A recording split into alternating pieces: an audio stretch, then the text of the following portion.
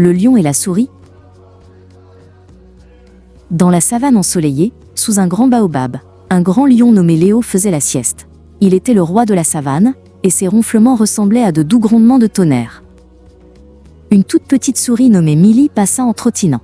Voyant la queue du lion qui s'agitait, elle pensa que c'était un nouveau jouet amusant. Elle bondit et commença à jouer, courant de haut en bas sur la touffe au bout de la queue. Léo se réveilla en sursaut. Il n'était pas content. En un éclair, il immobilisa la petite souris sous sa patte géante. « Je vais te manger pour m'avoir réveillé !» gronda-t-il. « Oh, s'il vous plaît, roi Léo !» couina Milly. « Laissez-moi partir. Je suis vraiment désolé. Si vous m'épargnez, je vous promets que je vous aiderai un jour. » Léo éclata d'un rire énorme. « Toi ? M'aider ?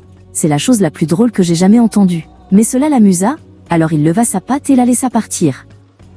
Quelques jours plus tard, Léo marchait dans les hautes herbes quand, crac, il tomba dans le piège d'un chasseur.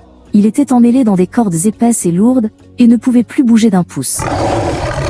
Léo poussa un puissant rugissement pour appeler à l'aide, qui résonna à travers toute la savane. Très, très loin, Milly la souris grignotait une graine quand elle entendit le rugissement. « On dirait Léo !»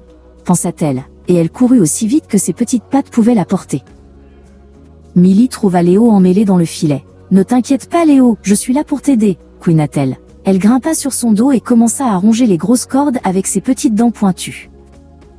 Deux oiseaux colorés qui passaient par là virent ce qui se passait.